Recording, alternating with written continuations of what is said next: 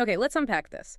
We have a fascinating narrative today, one that forces a collision between, the grand, bloody spectacle of high fantasy. Right. Think legendary orc warriors, powerful artifacts, huge life-or-death stakes. And the incredibly granular, sometimes deeply frustrating reality of starting a small business. Exactly. Our source material details the complete journey of Viv, a former orc adventurer who, after 22 years of just brutal adventuring, decides to trade her massive, blood-soaked greatsword for a stainless steel milk frother.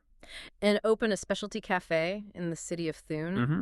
The core premise is right there in the title of the source material. A novel of high fantasy and low stakes. And that tension isn't just a quirky setup. It's the engine of the entire story. It really is. Viv, our protagonist, has just hit her existential limit with the chaos. She's sick of blood and mud and bullshit. Yeah. And her ultimate ambition is wonderfully mundane. She wants a life centered on something she built up rather than cut down. So our mission today is to dive deep into the sources to understand how she manages that transition. Because it's not just a change of scenery. It's a profound identity shift. We're tracking the critical decisions she makes, the tools she uses, both magical and, practical, and how she unwittingly builds this ring of fortune out of community instead of gold. A great way to put it. So let's start at the absolute beginning of this transformation, the definitive separation from her past. Viv's last job is just a spectacular act of finality. She's conquered the Scalvert Queen. Right. But instead of celebrating or looting, she takes her greatsword, black blood, and with this meaty crunch, she buries it hilt deep into the Queen's skull. That act is more than retirement. It's a symbolic burial of her old self. It absolutely is. And what makes this so significant, especially for a high fantasy context, is what she leaves behind. Oh yeah. The sources describe the Scalvert Queen's lair as being entombed in centuries of treasure. We're talking chests of gold, silver, gemstones, ancient bones. All suspended in this hardened crystalline saliva. It's a vast fortune, and she ignores it completely. She rejects that chaotic, high-reward life of raiding. The immense wealth, which would have funded her new venture 10 times over, is completely secondary to her. She takes only one item, a faceted organic lump known as the Scalvert Stone. She secures this one single object in a bandolier pouch and then immediately cuts ties with her crew rune, Tyvis, Galena, and Fennis, and just vanishes. And that choice defines the entire narrative. She's not taking raw loot. She's taking a pre-purchased tool of destiny. Which she acquired from a Thaumas scholar. And for you listening, in this world, Thaumic refers to the study of the physical mechanics of magic. It's like applied science, not, divine inspiration. And the stone comes with a specific, almost contractual mandate. It's defined by a verse. Well nigh to Thaumic line, the Scalvert Stone of Fire draws the Ring of Fortune aspect of heart's desire. So it's not a vague wish, it's an instruction manual. Exactly. It suggests her heart's desire will be manifested, but only if the stone is activated near a Thaumic line, a conduit of magical energy. So we see that, despite her warrior instincts, Viv really prepared for this. Oh, she did her homework. She didn't rely on brute luck. She relied on researched, controlled magic to engineer a different path for herself. She chose Thune, a city she barely knew, only after extensive research and wrestling with her plans. And the excitement she feels is described as this nervous elation, which is completely different from the adrenaline of battle. She is acutely aware that this stone is the single engine of her change. It's the magical lever she's using to disrupt her fate. But what's fascinating is the tool she uses to implement this destiny. It's a copper-wrapped runic witching rod with an ash wishbone attached. A low-tech magical divining rod, basically, used to locate the site of potential fortune. And she uses this rod as she walks through Thune. And the descriptive detail here just grounds the fantasy and the real world perfectly. Yeah, she's not inhaling the scent of ancient dragons or whatever. Not at all. She's inhaling everyday city smells. Baking bread and waking horses and wet stone and hot metal and floral perfume and old shit. That blending of the noble pursuit of destiny with the mundane reality of old shit is the core of the novel's tone. It's perfect. And where does destiny lead? Not to a glorious, obvious storefront on the bustling high street. No. The witching rod leads her to a dilapidated former stable. Parkin's livery on Redstone, one street over from the main action. It's got a hole in the roof, shattered clay shingles, moldering hay. It's a dump. And that's the first great irony we need to analyze. The magical MacGuffin, the Scalvert Stone, which is designed to draw fortune. It delivers her to the worst possible fixer-upper. But look at Viv's reaction. She finds it as perfect as she could hope for. Right. Her heart's desire wasn't wealth or easy street. It was a project, a place she had to build. The stone delivered not the fortune itself, but the opportunity for hard physical creation. She immediately gets some practical intelligence. She finds her neighbor, Lainey, an old woman who's obsessed with sweeping her porch. Lainey is the quintessential local informant. She is. She reveals that the owner is Old Ansem, a notoriously bad businessman who lacks any savvy for trade. So this tells Viv two things. The property's probably cheap, and the previous owner was weak. Easy to deal with. She tracks Ansem down in Rawbone Alley, a decidedly non-high street tavern, and seals the deal with a single, massive, rarely seen platinum chit. That platinum signals her past life's immense wealth, but she uses it as a tactical advantage. A quick, shocking payment to secure the deed before Ansem can change his mind. Or realize the property's future potential. Exactly. The whole contrast is just sealed in Ansem's bewildered parting question. As Viv secures the deed and walks out the door, he asks, "What in the eight hells is coffee?" Which immediately tells you her challenges aren't just market saturation or competition. No, it's basic cultural acceptance. She's not selling beer or mead, which everyone understands. She's selling something entirely new. So once Viv has the deed, we enter the most critical part of the low-stakes theme. The painstaking, kind of boring process of making a business viable. And it's a fascinating blend of magical foundation and hard, practical security. The first items on her checklist are purely administrative, which she approaches with the focused execution of a military campaign. First, she goes to the exchange to trade her platinum chit for lower denominations. Essential liquid assets. Cash for daily purchases and wages. Right. Then she goes to the Athenaeum, the Thalmic University Library, to send 2 letters via the dependable territorial post. Let's pause on those 2 actions for a second. Exchanging the platinum shows a shrewd understanding of finance. Big money is useless for small expenses. She needs coinage. And sending letters via the territorial post that suggests permits, orders for green coffee beans, or maybe contacting former associates she actually trusts. This is the paper trail of her new life. Following that, she immediately addresses security. She purchases an enormous, heavy strongbox from Mark Evans' Sons locksmiths and bolts it securely in the small back office. This is the adventurer's pragmatic mind at work. Protect the cash and the deed physically. And here is where we see the beautiful duality in her strategy. She has the physical strongbox for real money, but she also needs the magical anchor. Right. She finds a loose flagstone in the main pathway delivery, levers it up, scoops out the earth, and places the scalvert stone in the hollow. And she ensures the stone is covered with dirt and sweeps the area meticulously so the flagstone looks undisturbed. The stone is literally her secret heart, buried right beneath the property. This reveals her operating philosophy. Yeah. Success will require both relentless physical effort and a magical boost, which she has to keep secret. It's a strategic decision that relies on 2 fundamentally different forms of protection. The strongbox guards against thieves. The stone, she hopes, guards against fate. Now she needs to start construction, and Viv recognizes she is utterly lacking in the necessary skills. Yeah, she can break things, not build them. So she heads to the shipyards and finds Cal, a Hob shipwright. The sources highlight Cal's method. His tools are meticulously organized and sharp, reflecting a deep respect for his materials and craft. And Viv, the great sword wielder, she appreciates Cal's quiet, methodical competence. She hires him based on a simple, brilliant realization. Some people, when handed a problem and some tools, they'll sort it out. She respects his ability to create and solve problems, skills that are diametrically opposed to her own past life of cutting things down and forcing solutions through violence. And Viv's job pitch is almost comically awkward. It reflects her lack of social training. Oh, it's terrible. She describes her concept as a tavern with no taps, no kegs, no beer, that smells like something she can't quite describe. Coffee. Coffee. And Cal, despite clearly thinking this orc is embarking on a foolish venture, he agrees. His first step is purely pragmatic. A long list of materials and a promise to fix that gaping hole in the roof. So while Cal starts ordering materials, Viv throws herself into the grueling cleanup. And we need to appreciate the sheer physical labor involved here, which she tackles alone. She hauls away literal tons of junk. Rotten lumber, rusty horseshoe iron, moldy tack. And that great detail, an inexplicable set of winter underclothes gone gray with dust. This physical exertion is her form of meditation. Her penance, maybe.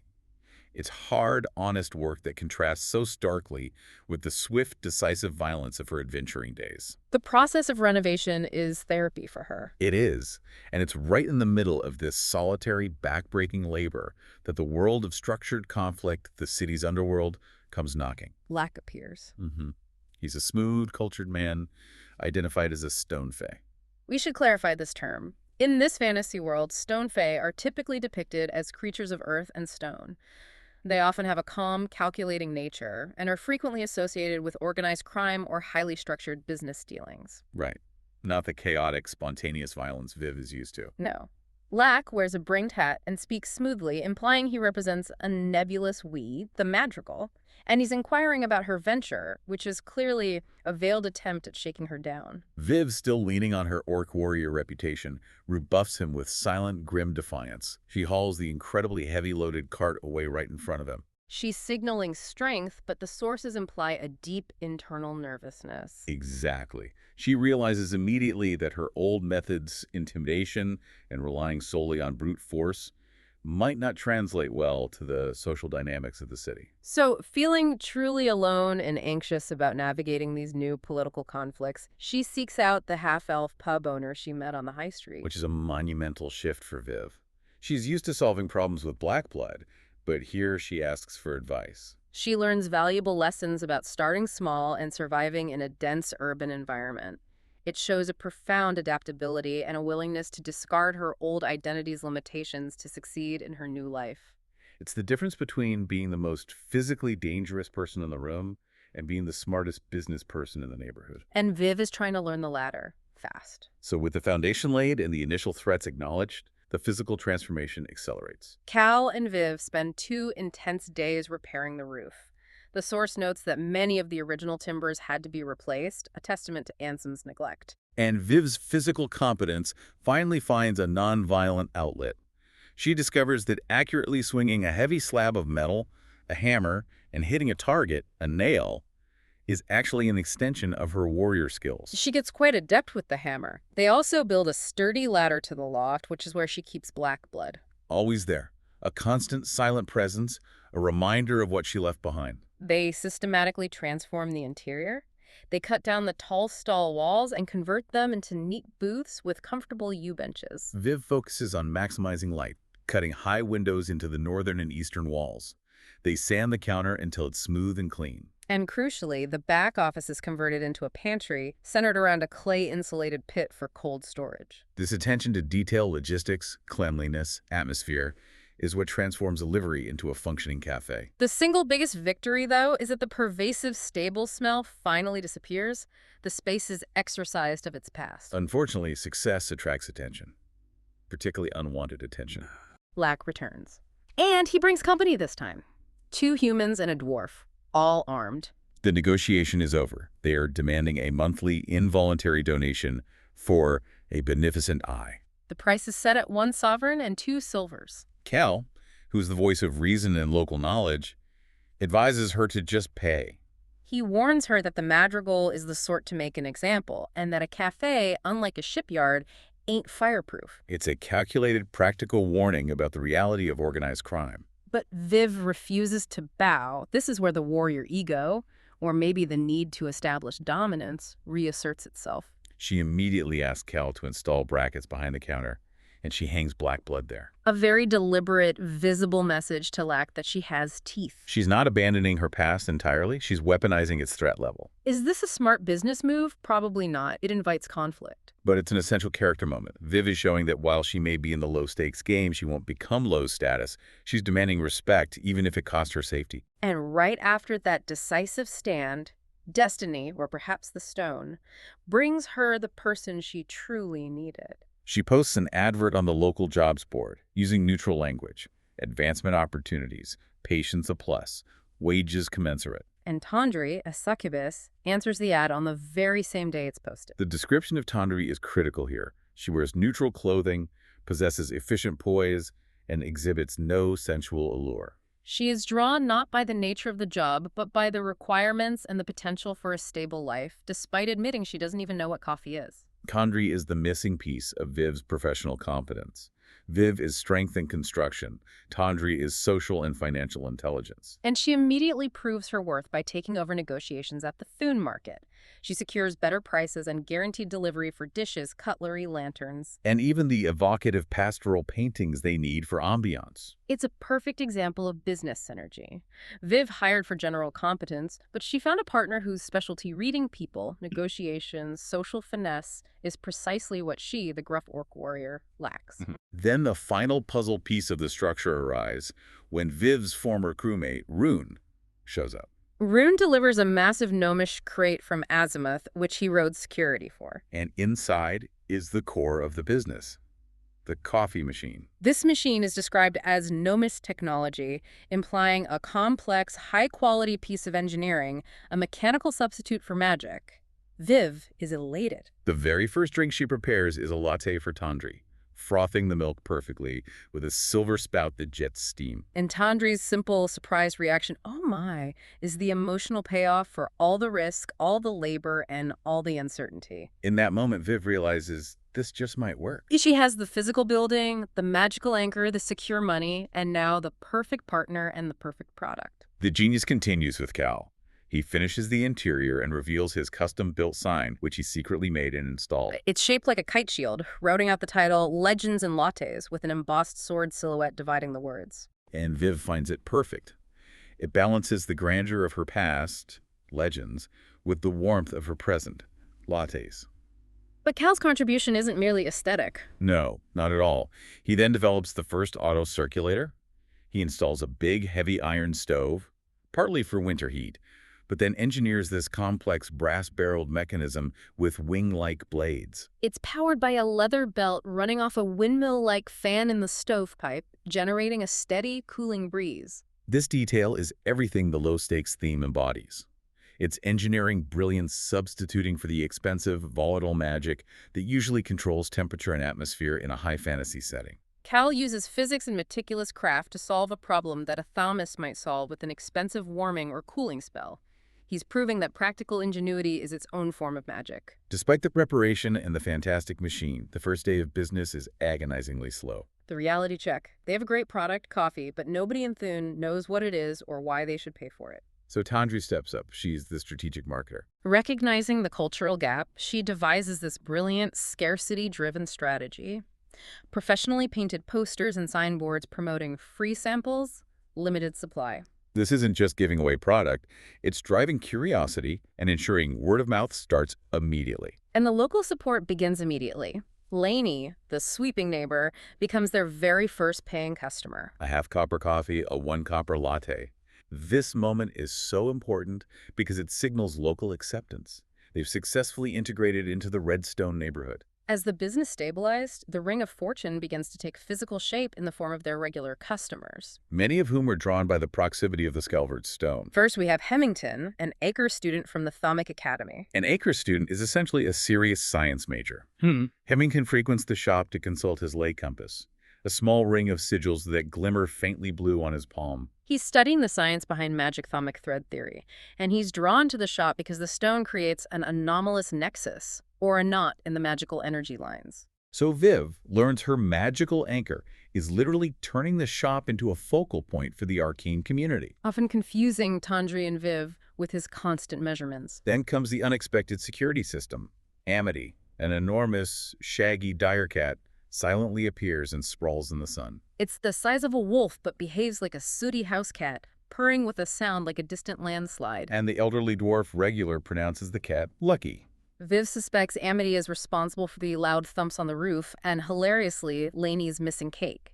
Amity is the high fantasy equivalent of a massive, powerful guard dog drawn by the same subtle forces as the other customers. And finally, the philosophical element arrives. Darius, an elderly gnome in a bent cap, who begins playing a one-sided chess game outside. Right, he claims he moved the other pieces a long time ago. Amy often curls up under his table. He's cryptic and perhaps slightly mad, but he adds a layer of quiet wisdom to the growing community. With the structure, the staff, and the regulars in place, they secure their culinary master. Viv hires Thimble, a ratkin baker who initially only communicates in whispers or earnest nods, for 4 silver a week, plus free coffee. And Thimble quickly proves his genius. He introduces 2 wildly successful pastries, First, the cinnamon rolls, which disappear in minutes. Second, the thimblets, which are these hard, nutty, fruit-filled slices. And the sources point out that the thimblets only truly shine when dipped in a latte product synergy revelation. The use of cardamom in the thimblets is key here. It's a spice bought from a glowering spice seller, signaling a global supply chain for a small café. This product pairing highlights a critical business lesson. Complementary products boost the core offering. The specialty pastry makes the unique coffee even better. Thimble later introduces a third triumph, midnight crescents featuring chocolate. Chocolate is described as having a bold, creamy, harsh, and alluring taste. It's clearly a high-value, possibly exotic ingredient in Thune. And Tandri, who responds strongly to sensations due to her succubus nature, finds the intense flavor incapacitating. It's a beautifully described moment of culinary overload. So business is excellent. It's built on community, craft, and unique products, but the external conflicts escalate. Lack's group hasn't forgotten the earlier defiance. No. Viv and Tandri confront Kellen, an Eckers student obsessed with Tandri and now working for Lack, after he harasses Tandri at the shop. And Viv handles this not with black blood, but with political maneuvering. Oh, She God. warns Kellen that the madrigal hates assholes. She's leveraging her implied relationship with the local boss to protect her staff, showing an impressive evolution from her earlier instinct for direct violence. Then, her old life fully intersects with her new one. Her former crew returns. Galena, loyal to the old ways of the sword, advises Viv to simply murder the madrigal's men in their beds and solve the problem permanently. But Tyvis, the more watchful, calculating crew member, suggests a parley. He reveals he knows of the madrigal and believes a non-violent resolution is possible. Viv is forced to choose between the path of the assassin and the path of the negotiator. And the crucial moment of tension arrives when Tandri, using her succubus sense about intentions and secrets, warns Viv that she has a very bad feeling about the parley. Tandri then introduces the concept of arcane reciprocity. But we need to define this term clearly. Arcane reciprocity, as Tandri explains, is the concept that every major arcane effect, like the calculated luck generated by the Scalvert stone, Must create a proportional reciprocal effect, or blowback, when that power is removed or ends. it's the law of conservation applied to magic. Tandri is terrified that if Viv removes the stone, the backlash could be devastating, potentially destroying everything Viv has worked for. It's a very real magical threat hanging over this low-stakes venture. Viv proceeds with the parley anyway, alone and crucially unarmed. Lack hoods her and leads her through various terrains, earth, gravel, stone, to an upward floral-smelling location. It's disorienting, designed to keep her off balance. But the madrigal herself is not a monster in a dungeon. She's an elderly woman with silver hair found crocheting in a cozy, book-filled room. This immediately subverts the expectation of a violent crime boss. It does. The madrigal holds court regally. She confirms she is aware of the Scalvert stone and understands Viv's transformation, noting that a woman who deals mostly in blood has transformed a derelict space into a successful business. She says Viv has journeyed between extremes of expectation. And Viv accepts the madrigal's proposal, a deal that trades protection for tribute, and seals it with a handshake. She is now operating within the city's complex political landscape.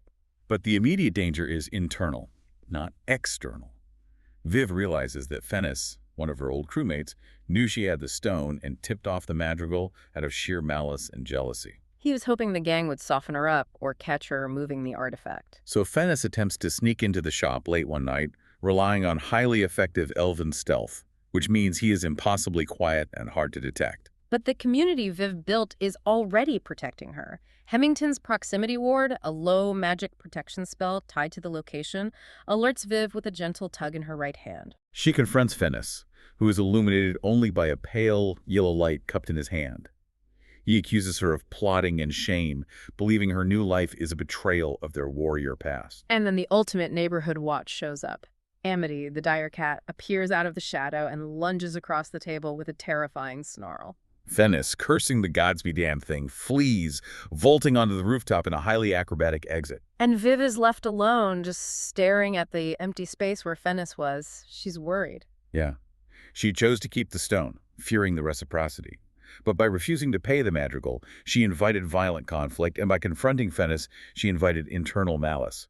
The danger is just mounting. The blowback arrives swiftly and brutally. Amity's persistent, panicked yowling and a heavy thud awake Viv and Tandri in the loft. When they look down, they see a pale corpse-fire green flame engulfing the front door. This is not accidental. Viv immediately recognizes it as an unnatural, arcane fire. The source describes it as burning, clean, and pungent as incense, and water tossed onto it just evaporates instantly. This is clearly the magical blowback Tandri warned about, likely enacted by Fennis using thaumic power. Viv acts not as a fighter, but as a business owner performing triage. Her priorities are immediate and telling. First, she forces Tandri out the back door to safety. Second, she hurls the heavy lockbox containing the business funds into the street. And third, the symbolic core of her venture. She hoists the massive, heavy, gnomish coffee machine with both hands and carries it over the flaming crossbeam, severely burning her legs in the process. She risks everything for the heart of the business, the engine of her new life. The devastation is absolute. The lintel collapses, the roof falls in, the shop is a total ruin. Viv's back shrieks in agony. And fate is cruel. The big table crumples directly over the spot where the Skelvert stone was hidden. The emotional fallout is crushing. Viv begins the grim cleanup, forcing herself inward with bucket after bucket of water, battling the smoke and the ruin. She finds black blood warped, melted, cracked, the leather burned away. The symbol of her past is destroyed. And the stone? It's gone. The earth beneath the flagstone is empty. She succumbs to intense cold and despair. She believes this is the arcane reciprocity, the magical cost of trying to cheat fate. She hits rock bottom, snarling the words, "I spent my chance and I can't earn it back. This is the part where I flee." That warrior instinct to run from overwhelming defeat reasserts itself. But this is where the Ring of Fortune shows its true power.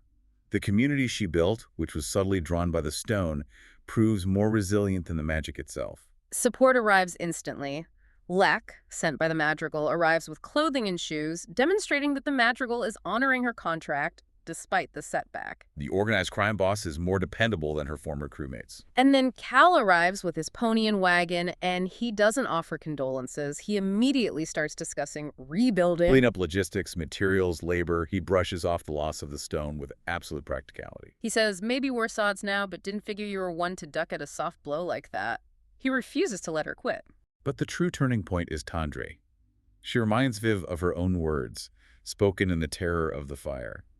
At least we didn't lose everything. And Viv looks at Tandre and has this profound realization that the love and connection they share is real and strong, not manufactured by fate. No magic to it, at all. There never had been. That moment is the story's core resolution. The recognition that the love and connection she found were organic, not magically derived. This realization of genuine, non-magical connection leads to their first kiss, solidifying the emotional foundation of the business. And the rebuilding becomes a community legend, illustrating that the shop's success was never about the artifact. Cal immediately drafts new plans, incorporating improvements, like a proper staircase to the loft.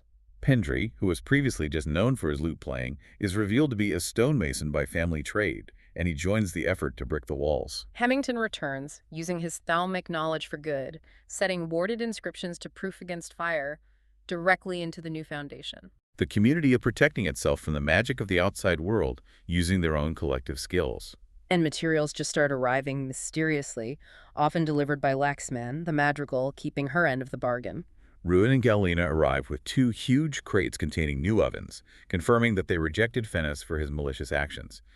Viv now has a new, functional, and loyal crew dedicated to the shop, not the battlefield. And Durius, the cryptic gnome, returns to offer the definitive analysis. He observes that the stone didn't grant fortune, but was merely a gathering point for a ring of fortune. Which is an old Seafey phrase that means community. The success was dependent on the people the stone drew, not the power it contained. The transformation is permanently symbolized by the final powerful gesture. Cal and Tandri present Viv with the original kite shield sign, which Cal saved from the wreckage. But Tandri made a crucial modification. The embossed sword silhouette is gone. In its place is a newly shaped piece of steel, a fragment of the ruined black blood, cut down to an iconic silhouette. Tandri explains that she saved it so Viv wouldn't forget who you were, because that's what brought you here. It's the ultimate transformation of the warrior identity. The greatsword is no longer a weapon of destruction, but an enduring symbol of courage and foundation, mounted above the counter. Legends and Lattes reopens, newly established in November 1386. And the new building is superior in every way, a testament to quality construction and lessons learned. It features a proper staircase, more windows for light, 2 stoves, and Cal's auto circulators slowly spinning. And the atmosphere is defined by Hemington's new thalamic amplifier, which works seamlessly with Pendry's thalamic lute. Pendry's playing is now confident and enveloping, filling the room in a way that is described as present without intruding, the perfect atmosphere for a specialty cafe. The menu is standardized and priced based on observed customer behavior and value, cementing the stability of the venture. You've got coffee for a half bit, latte for 1 bit, iced adds another half bit, cinnamon rolls 4 bits, thimblets 2 bits, and midnight crescents for 4 bits. This standardization reflects the professional, long-term approach to business. Hemington confirms that the ley line phenomenon has passed. The arcane fire likely caused the anomaly to disperse.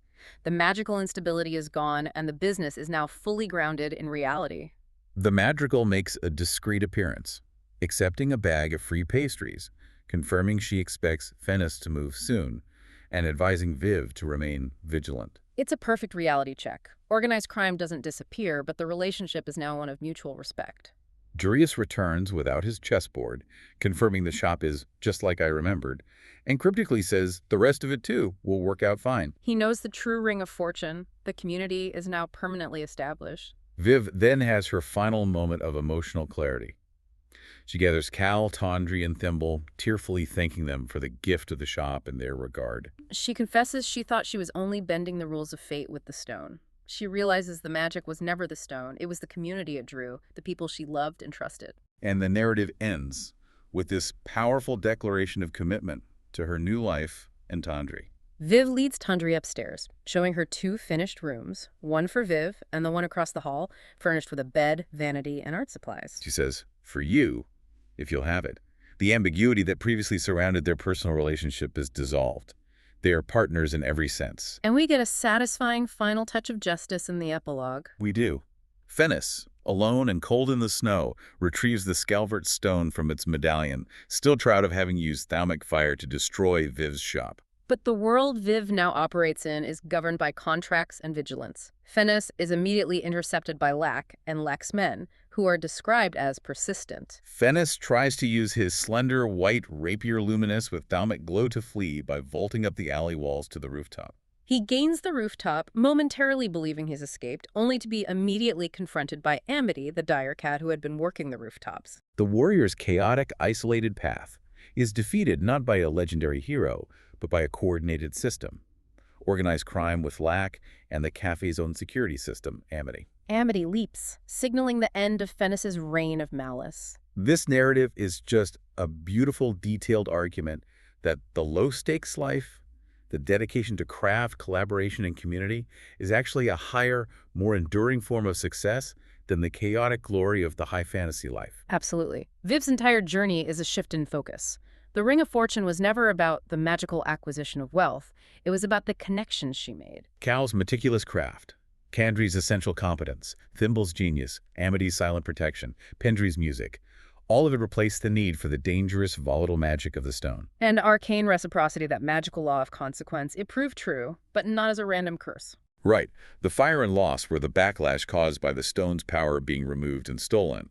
But because of the true fortune, the community was already rooted, the loss of the magical objects simply solidified the emotional foundation and created the space for a better, ward-proof building.